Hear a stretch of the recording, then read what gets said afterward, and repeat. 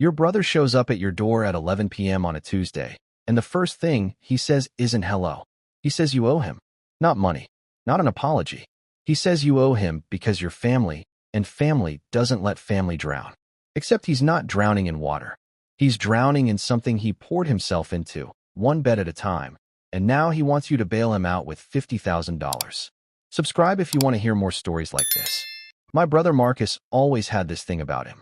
This energy, like he could walk into a room and make you believe anything he said, even if you knew deep down it was probably garbage.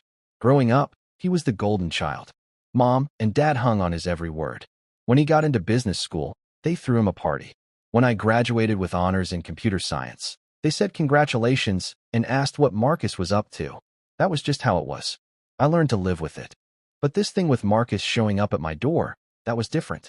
I hadn't seen him in 4 months. Last time we talked, it was at Dad's birthday dinner, and he spent the whole night on his phone, barely looking up from whatever app he was scrolling through. I remember asking him if everything was okay, and he just waved me off. Said he was handling some business deals. Big opportunities. The kind of stuff I wouldn't understand because I was too busy being a corporate drone. I worked as a senior software engineer at a tech company. Good salary. Benefits. Stable. Everything Marcus looked down on because it wasn't flashy enough. He wanted the quick wins. The big scores. He'd been like that since college. Always chasing the next scheme that would make him rich without putting in the years of boring, steady work. So when he showed up that Tuesday night, I knew something was wrong before he even opened his mouth. His car was parked crooked in my driveway. His shirt was wrinkled. He had this look in his eyes, like he hadn't slept in days. And when I opened the door, he pushed past me without asking, went straight to my kitchen, and started pacing. I just stood there, watching him. My wife Rachel was upstairs putting our daughter to bed. I could hear the faint sound of a lullaby through the ceiling. Normal life. Peaceful life. And here was Marcus, bringing whatever storm he'd created right into my living room. He stopped pacing and turned to look at me. That's when he said it. The thing about me owing him. About family not letting family drown. I asked him what he was talking about. He ran his hand through his hair, which was getting thin on top, though he'd never admit it. He said he needed an investment. $50,000. He had this business opportunity, he said. A sure thing. But he needed capital fast, and the banks were being difficult. All he needed was 50 grand, and he'd pay me back in 6 months with interest. 20% interest. Guaranteed. I've heard enough pitches in my life to know when someone's selling snake oil. The words were coming out too fast. He wasn't making eye contact. And that number, 50,000, it was too specific. Too urgent. I asked him what the business was. He got defensive immediately. Said I always did this. Always questioned him. Always acted like I was smarter than him just because I had some fancy tech job. He said this was exactly why he didn't come to me first, because he knew I'd be like this. Judgmental. Unsupportive. I stayed calm. Told him I wasn't being judgmental. I just wanted to know what I'd be investing in. That's reasonable, right? If someone asks you for $50,000, you get to ask questions. He mumbled something about cryptocurrency and trading algorithms. Said he had a guy who developed this system that could predict market movements. They just needed capital to scale up operations. It sounded like every crypto scam I'd read about online. The kind of thing that targets desperate people who want to believe there's a shortcut to wealth. I told him I couldn't help him. Not with that. I said if he needed money for something legitimate, we could talk. But I wasn't going to hand over 50 grand for some trading scheme that would probably disappear in a month. That's when his whole demeanor changed. The desperation turned into anger. He got loud. Started saying I was just like everyone else. That I'd abandoned him when he needed me most. That family was supposed to stick together, but I was too selfish to help my own brother. Rachel came downstairs. She stood in the doorway, arms crossed, watching Marcus yell at me in our kitchen. Our daughter was 7 years old. She didn't need to hear this. I kept my voice low and told Marcus he needed to leave. He could come back when he calmed down, and we could have a real conversation. But right now, he needed to go. He pointed his finger at me. Said this wasn't over. Said I'd regret this. Then he stormed out, slamming the door hard enough that I heard our daughter cry upstairs. Rachel looked at me, asked what that was about. I told her I didn't know the full story yet, but whatever it wasn't good. The next morning, I got a text from Marcus. Not an apology, a threat. He said if I didn't help him, he'd make sure everyone in the family knew what kind of person I really was. that I'd turned my back on him when he was in trouble, that I cared more about money than my own blood. I stared at that text for a long time. Part of me wanted to just block his number and move on. But this was my brother. The same kid I grew up with. The same person who used to build forts with me in the backyard when we were young. Before everything got complicated. Before he became this person I barely recognized. I decided to do some digging. I called our cousin Jennifer, who lived in the same city as Marcus. Asked if she'd seen him lately. She hesitated, then said yeah, she'd seen him. He looked rough. She'd heard rumors that he was spending a lot of time at the casino downtown. That his wife Sarah was worried. That things at home weren't good. Gambling. Not cryptocurrency. Not a business investment. Gambling debts. I felt this weight settle in my stomach. $50,000 in gambling debts. And he'd tried to lie to me about it. Tried to dress it up as some business opportunity because he knew I'd never give him money to feed an addiction. I called my parents. Asked if they'd heard anything about Marcus having financial trouble. My mom got defensive immediately. Said Marcus was fine. He was working on some big deals. Why was I stirring up drama? I didn't push it. Not yet. I needed more information first. That afternoon, I got an email notification. Someone had tagged me on Facebook. I opened it and felt my blood pressure spike. Marcus had posted this long rant about family betrayal. He didn't use my name directly, but it was obvious who he was talking about. He said his brother, who made good money and lived comfortably, had refused to help him in his time of need. That his brother cared more about holding onto his wealth than supporting family. The comments were already rolling in.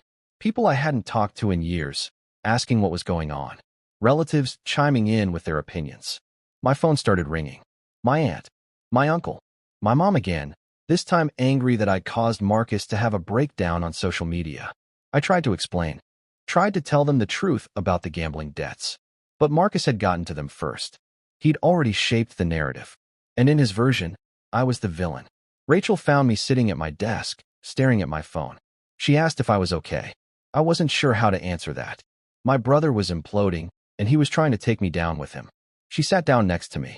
Said we needed to be smart about this. That we couldn't let Marcus manipulate us. But we also couldn't just abandon him if he really was in trouble. I knew she was right. But I also knew that giving Marcus $50,000 wouldn't solve anything. It would just enable him to keep gambling. Keep lying. Keep spiraling. I needed a different approach. Something that would actually help him, even if he hated me for it. I started documenting everything. Every text message. Every Facebook post. Every voicemail where he begged or threatened or tried to guilt me into giving him money. I saved it all. Because I had a feeling this was about to get worse before it got better. And I was right. The Facebook post was just the beginning. Over the next 3 days, Marcus launched a full campaign against me. He posted updates every few hours, each one painting me as this cold, heartless person who'd turned his back on family. He shared old photos of us as kids, captioned with things like, "Back when I thought family meant something," and "Guess money changes people." He even got some of his friends to comment, people who didn't know me at all, calling me selfish and greedy. My phone wouldn't stop buzzing. Distant relatives I barely knew were messaging me, asking why I wouldn't help Marcus. Some were polite about it. Others weren't. My Uncle Frank sent me a text that just said, "You should be ashamed of yourself." My mom called crying, saying I was tearing the family apart. My dad stayed silent, which somehow felt worse. But I stuck to my decision. I didn't engage with the posts. Didn't defend myself publicly. I just kept documenting everything and doing research. I found a gambling addiction counselor named Dr. Patricia Morrison. She specialized in helping families deal with loved ones who had gambling problems. I called her office and explained the situation. She agreed to meet with me that Friday. Dr. Morrison's office was in a quiet building downtown. She was in her 50s, with kind eyes and a no-nonsense way of talking that I appreciated. I told her everything. About Marcus showing up. About the $50,000. About the lies and the social media posts and the family pressure. She listened without interrupting. When I finished, she leaned back in her chair and said something I wasn't expecting. She said I was doing the right thing by not giving him the money. That enabling a gambling addict doesn't help them. It just funds their addiction and delays the inevitable crisis that might actually motivate them to get help. I asked her what I should do instead. She said I needed to prepare for an intervention. That I needed to gather the family members who would actually listen, present them with the facts, and confront Marcus together. She said it wouldn't be easy. That he'd probably get angry and defensive. but it was the only way to break through the denial. She gave me resources, hotlines, treatment centers, information packets about gambling addiction. She said if the intervention worked, Marcus would need to go into treatment immediately. Not tomorrow, not next week, that same day. Because addicts are experts at talking themselves and others out of getting help once the initial confrontation wears off. I left her office feeling like I actually had a plan, like I wasn't just drowning in Marcus's chaos anymore. That weekend, I reached out to Sarah, Marcus's wife. We'd always gotten along well. She was smart and patient, way too good for Marcus if I'm being honest. But she loved him, or at least she used to. I asked if we could meet for coffee. She agreed immediately.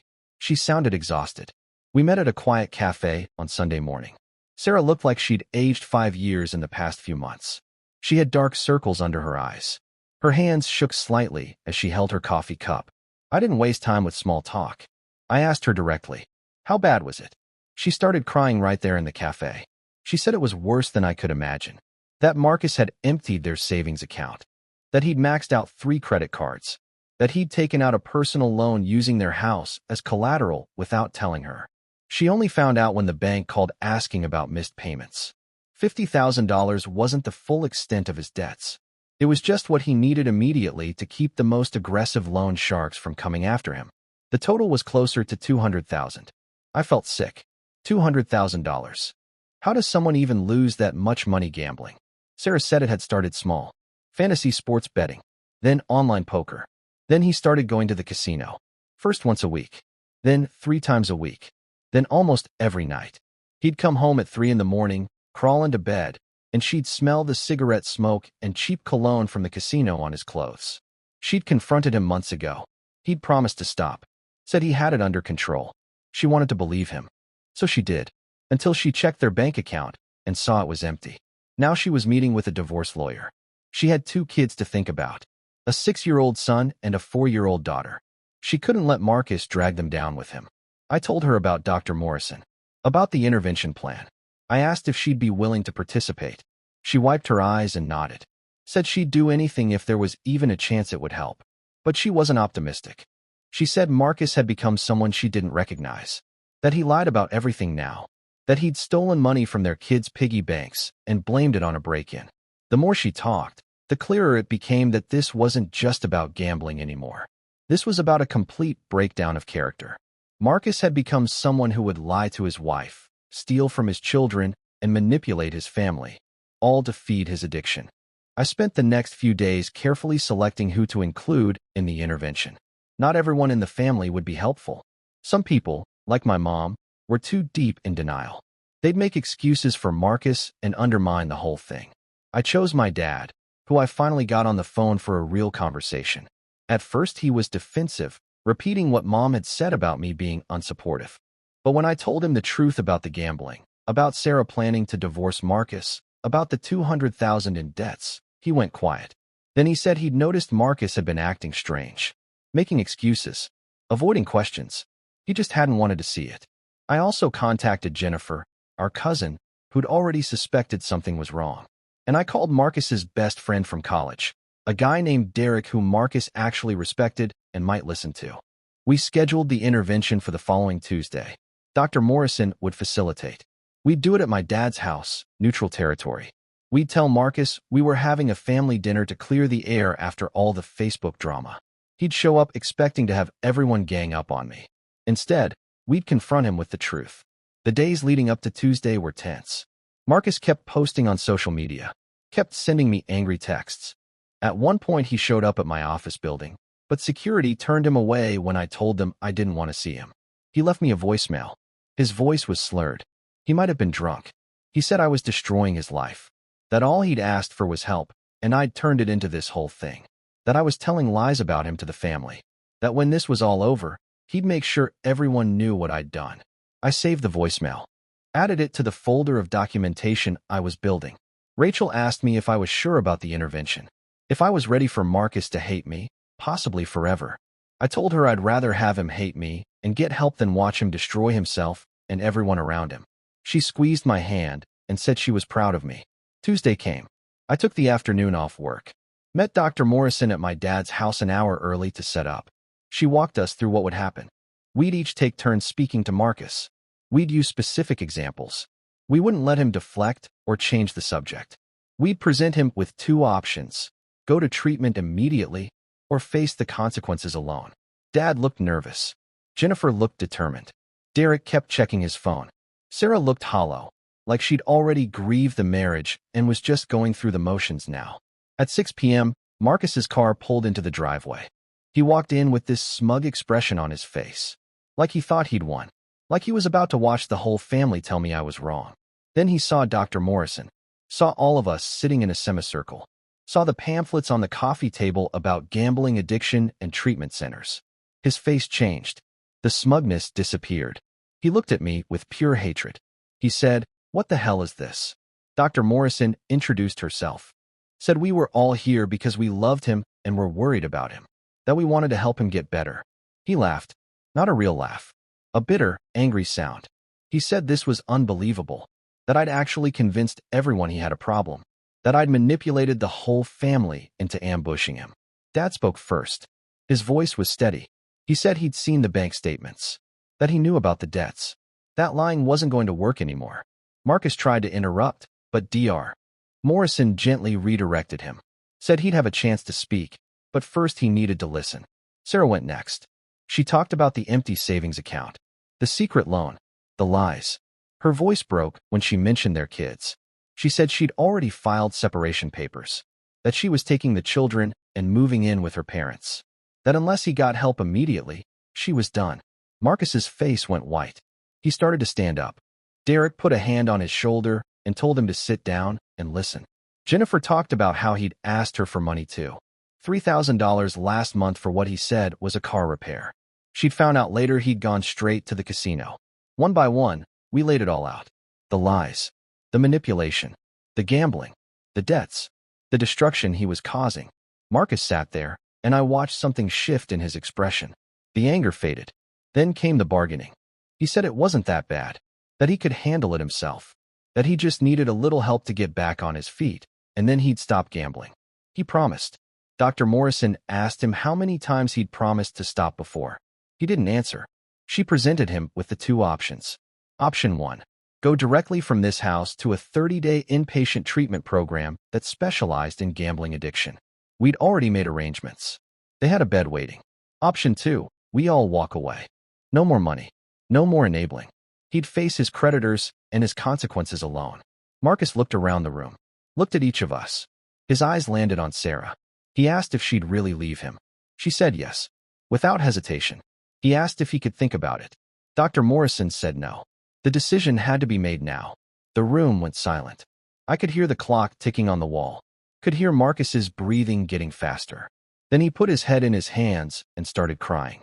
He said he couldn't stop, that he'd tried, that every time he told himself it would be the last time, and then he'd be back at the casino the next night, that he didn't know how it got this bad, that he was scared.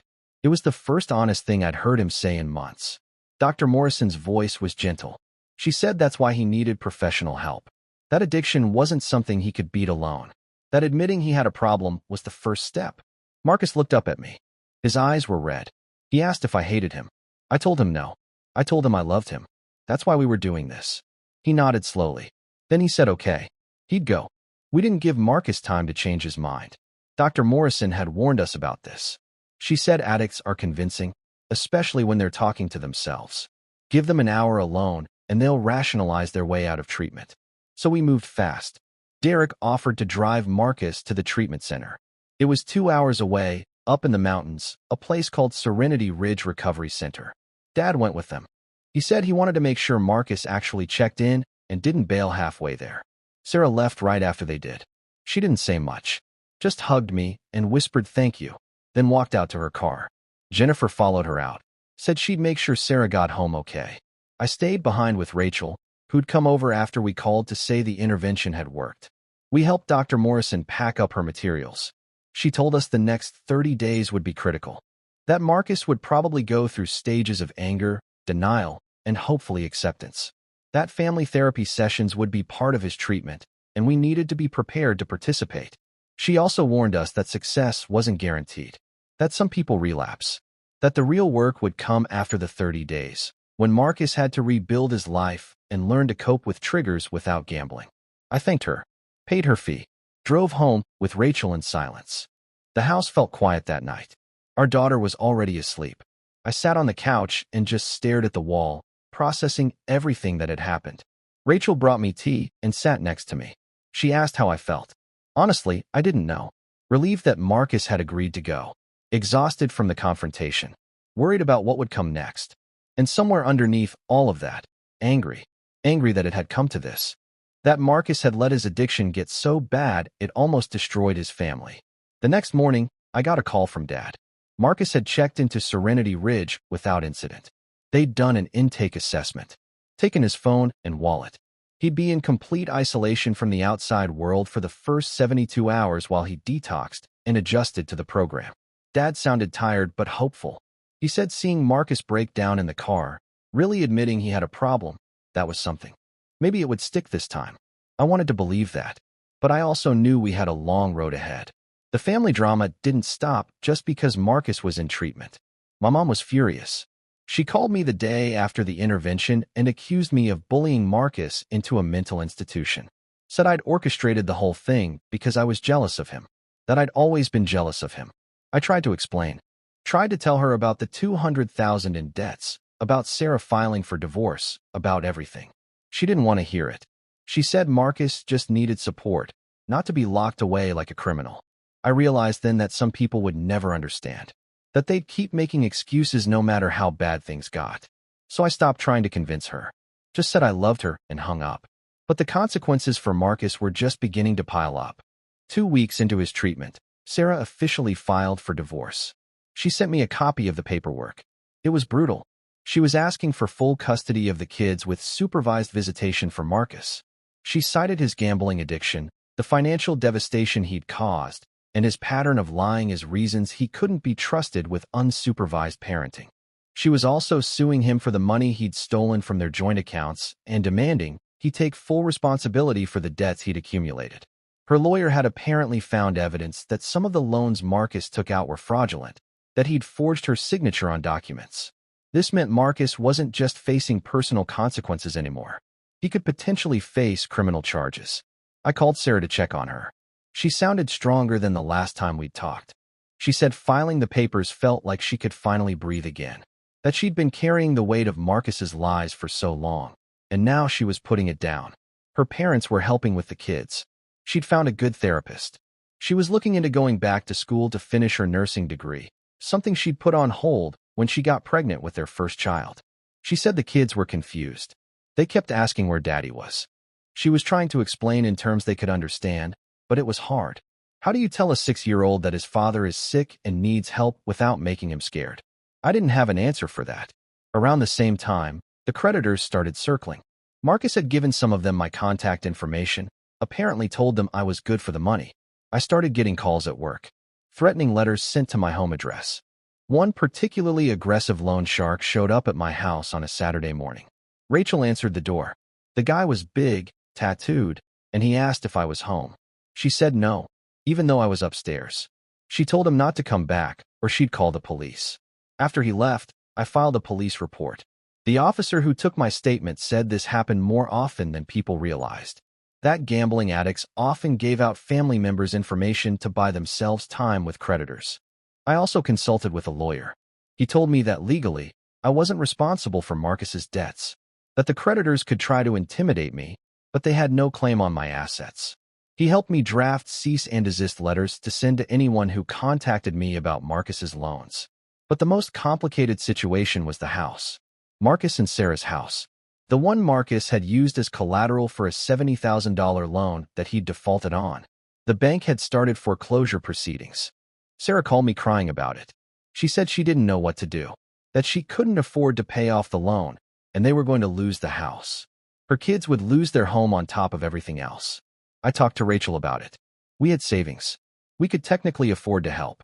But was that enabling? Was that fixing Marcus's mess for him? Rachel said this was different. This wasn't giving Marcus money to gamble. This was helping Sarah and the kids keep a roof over their heads. They were innocent victims in all of this. We decided to offer Sarah a loan. Not a gift. A loan with a clear repayment plan, low interest, something she could actually manage. We'd pay off the bank, and she could pay us back over time. She'd have to sell the house eventually and downsize, but at least she wouldn't lose it to foreclosure and destroy her credit. Sarah accepted. She cried on the phone and said she'd pay us back every penny. I believed her. Sarah was responsible. This wasn't her fault. Meanwhile, 3 weeks into Marcus's treatment, we had our first family therapy session. Dr. Morrison had recommended it. The treatment center had a family program where loved ones could come in and participate in counseling with the patient. Dad, Sarah, and I drove up to Serenity Ridge on a Sunday. Mom refused to come, said she wasn't going to participate in the charade. The center was actually pretty nice. Quiet, surrounded by trees. Buildings designed to look more like a retreat than a hospital. We met with Marcus and his primary counselor, a man named Robert who specialized in addiction recovery. Marcus looked different. Thinner. His hair was cut short. He wasn't wearing his usual expensive clothes, just a plain t-shirt and jeans. He looked at us when we walked in, but he didn't smile. Didn't stand up to hug anyone. Robert explained how the session would work. That this was a space for honest communication. That Marcus had been working on taking accountability for his actions, and today was about him expressing that to us. Marcus cleared his throat. He had a piece of paper in his hands, something he'd written. His hands were shaking. He said he wanted to apologize, that he understood now how much damage he'd caused. He apologized to Sarah for betraying her trust, for stealing from their family, for putting their kids in danger. He apologized to Dad for the embarrassment and the lies. He apologized to me for trying to manipulate me, for the social media posts, for threatening me. His voice cracked when he talked about the kids.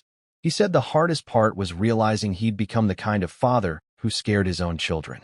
That his son had asked Sarah if Daddy was in jail, because that's what it felt like to a 6-year-old when his father suddenly disappeared. Sarah didn't say anything, just stared at him with this flat expression. Dad asked Marcus what his plan was, what he was going to do after the 30 days. Marcus said the program recommended he go to a sober living house for 90 days after treatment, that he needed structure and accountability, that he'd also been attending Gamblers Anonymous meetings every day and would continue that for life, that he'd gotten a sponsor, a guy who'd been in recovery for 8 years. He said he knew Sarah was divorcing him, that he didn't blame her, that he'd cooperated fully with her lawyer and wasn't fighting the custody arrangement. He said seeing his kids at all was more than he deserved.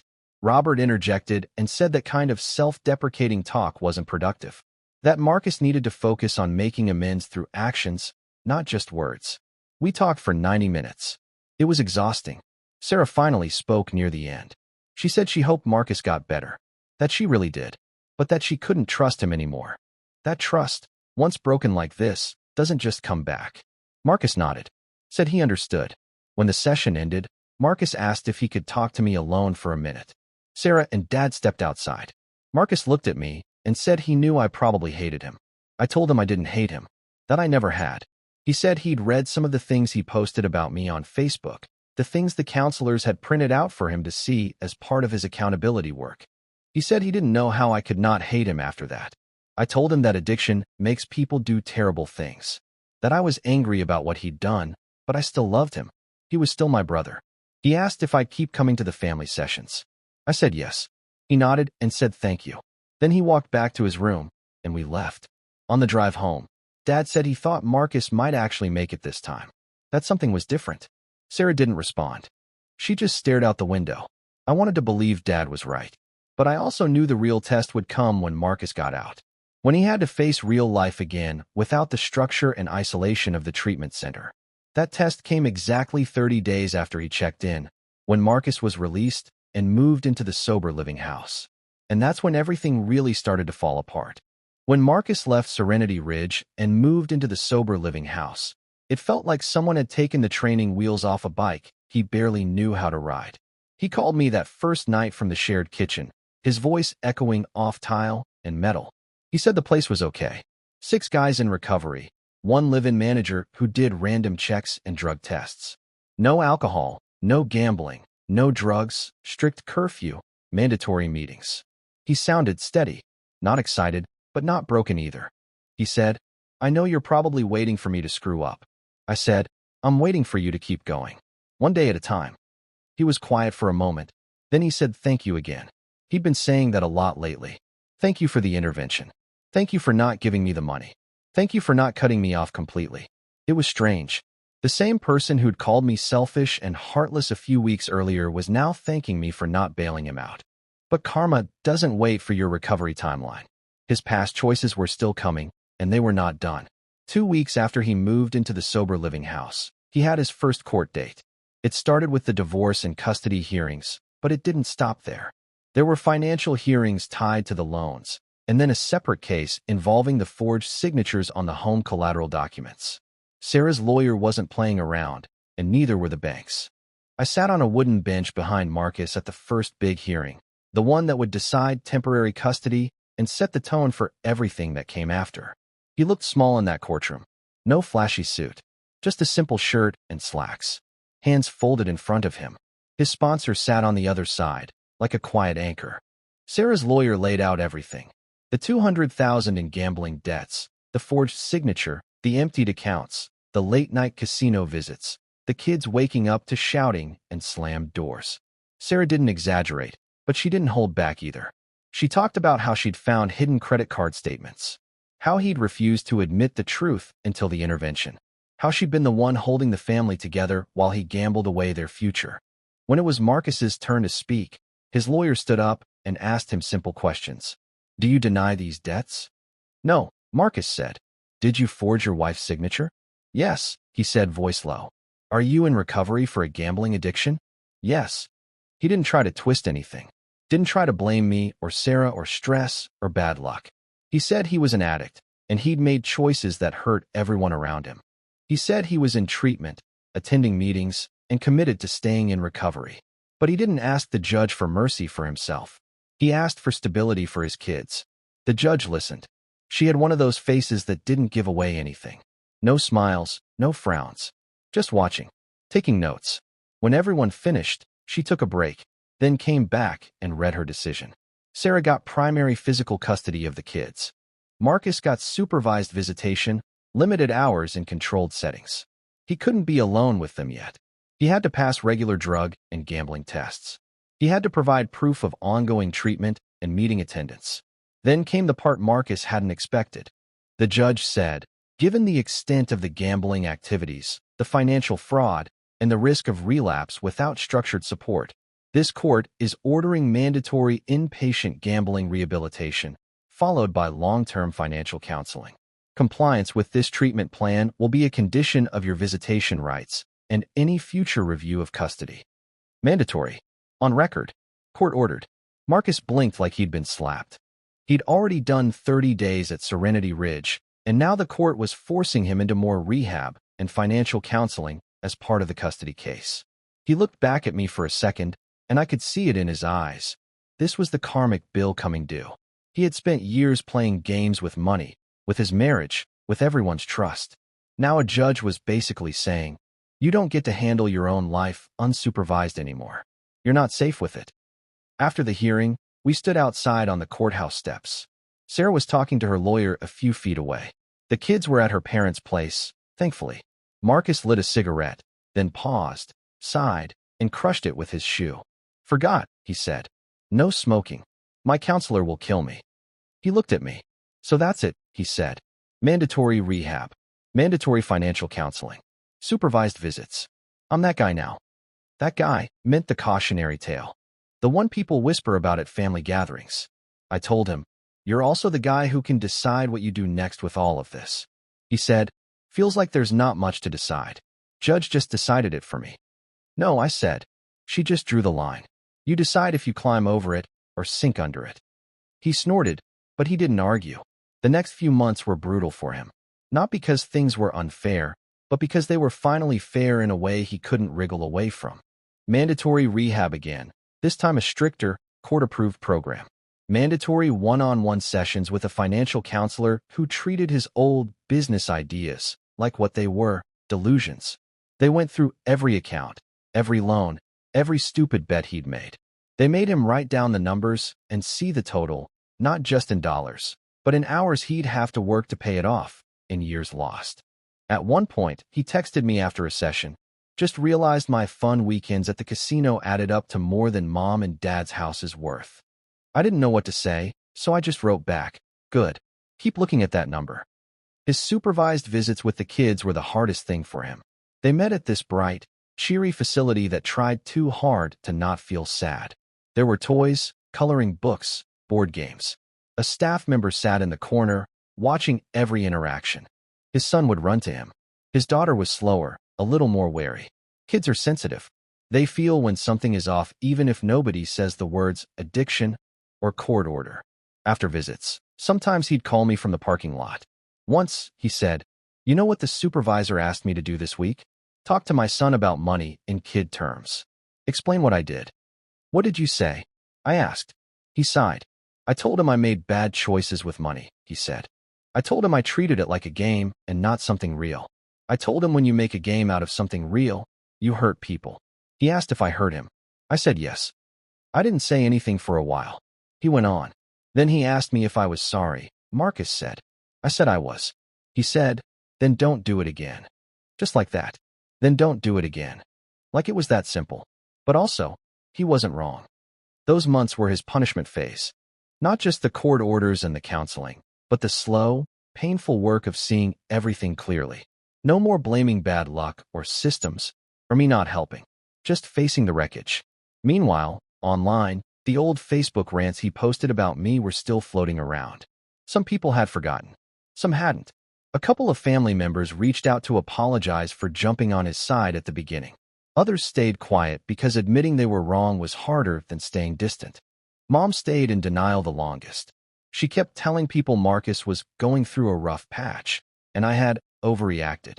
It wasn't until she went with Dad to one of his supervised visits and saw the staff person watching from the corner that something cracked. After that, she called me and just cried. Not angry this time. Just sad. She said, "I didn't want to believe my son could do those things." I said, "You have 2 sons." There was a long pause.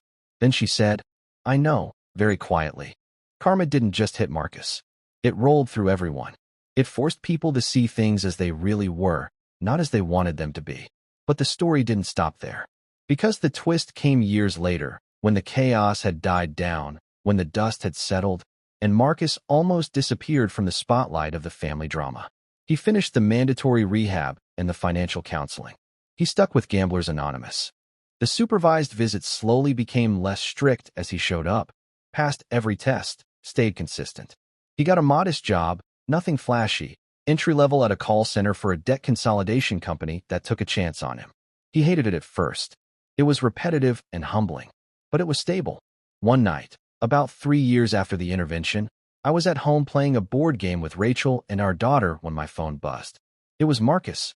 He usually texted, not called, so I stepped into the hallway and answered. He sounded different. There was a calm in his voice I wasn't used to hearing. He asked if I could come to a small event he was organizing the following weekend. Nothing big, he said. Just a community thing. A talk and a little workshop at the local community center. He said he understood if I was busy, but he wanted me there. I asked what it was about. He said, "Debt counseling. Recovery. I started something. I want you to see it." So that weekend, I went. The community center was nothing special, fluorescent lights, plastic chairs, a cheap coffee machine in the corner. But when I walked into the room Marcus had reserved, I froze for a second. There were about 30 people there. Some looked nervous, some tired, some just curious. On a fold-out table at the front, there were pamphlets and worksheets, all neatly stacked. And on a banner printed on simple vinyl were the words, "Clean Slate Financial Recovery, Free Support for Debt and Gambling Struggles." Marcus stood at the front, not in a sharp suit, but in a simple button-up shirt and jeans. No fake confidence. No shiny pitch. Just him. He saw me, smiled for real this time, and gave a small nod. When the event started, he told his story. Not the glamorized version. Not the victim version. The real one.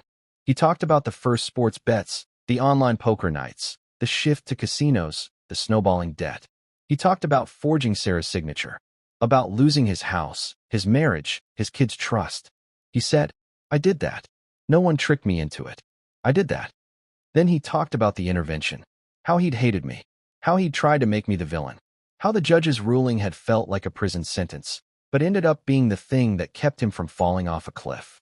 He said, "I thought love meant bailing people out, handing them money, covering their tracks. But the people who really loved me were the ones who refused to do that. He looked straight at me when he said that. After telling his story, he shifted into what the event was really about, giving people tools and support. He walked them through basic budgeting. He explained in simple terms how high-interest debt keeps you trapped. He explained what gambling addiction actually is, how it rewires your brain, how it makes you chase losses and ignore reality. He had 2 volunteers from a local nonprofit there who offered free one-on-one sessions for people drowning in debt. He had someone from a rehab center ready with information. He had a sign-up sheet for a weekly support group he was starting so people wouldn't feel alone. He joked a couple of times about his past ego and bad decisions, but not in a way that minimized the damage. It was honest and raw, but somehow hopeful. After the session, people lined up to talk to him. A woman in her 40s said her husband was on the edge and she didn't know what to do. A college kid admitted he'd gotten deep into sports betting and couldn't stop. A guy around our age said, "Man, I've never heard anyone talk about this without making it sound shameful. Thank you." Marcus stayed, listened, gave out his contact info, pointed people to resources. He didn't act like a hero. He acted like someone who'd been in a burning building and was now showing people where the fire exits were. Later, when the room had emptied out, we sat on the edge of the stage, legs dangling. "So," he said, "not really the business empire I imagined in college, huh?" I laughed. "Honestly," I said, "this is better." He nodded slowly. He told me he'd started Clean Slate as a small side project with one of the counselors he met during his court-ordered financial sessions. At first, it was just one-on-one help with budgeting for people in his support group. Then it grew. They applied for nonprofit status, got a small grant, started offering workshops. He said, "You know what I realized in those financial counseling sessions? I wasn't just bad with money. I was scared of it. It controlled me. So now, helping other people face their money instead of running from it, that's how I pay back some of what I took from everyone." He paused, then looked at me. "And it's how I live with what I did," he added. We sat there quietly for a bit. Then he said something that stuck with me. He said, "When you said no to my request for 50 grand, I thought you were the villain in my story. Turns out, that was the moment the story actually turned in my favor. It just took a lot of pain to see it." Yeah, karma hit him hard. He lost his marriage. He lost his house. He lost access to his kids for a while. He had his freedom limited by a judge, his finances combed through by strangers, his pride stripped in front of a whole courtroom. But the punishment matched the damage. It didn't come from nowhere. It was every lie, every bet, every threat finally catching up to him. The justice part wasn't just in the suffering, though. It was in what came out of it. He now spends his days helping people who are where he used to be, staring at their bank accounts in shock, dodging calls, lying to their partners. He doesn't just tell them to be better. He gives them a path, step by step, honest, slow, boring steps that lead out of that hole. And every time he stands in front of a room and says, "I stole from my own kids," or "I forged my wife's signature," or "My brother had to document my threats because I tried to drag him down with me," he's reminding himself that he never wants to go back there. As for me, the lesson was simple, but not easy. Love is not always warm. It's not always saying yes. Sometimes love sounds like, "No, I won't give you that money," or "No, I won't cover for you," or "No, I won't pretend this isn't happening." Sometimes love feels like betrayal in the moment, but later, it turns out to be the one thing that kept everything from burning to the ground. Enabling destruction isn't love. Real love has boundaries. Real love says, "I won't help you destroy yourself. I'll stand here, I'll hold the line, and if you decide to climb out, I'll be here. But I won't hand you the shovel to dig deeper." If you've got someone in your life right now trying to make their problems your responsibility, remember this. Saying no might make you the villain in their story for a while. But that doesn't mean you're wrong. It might mean you're the only one who actually cares enough to let reality hit them.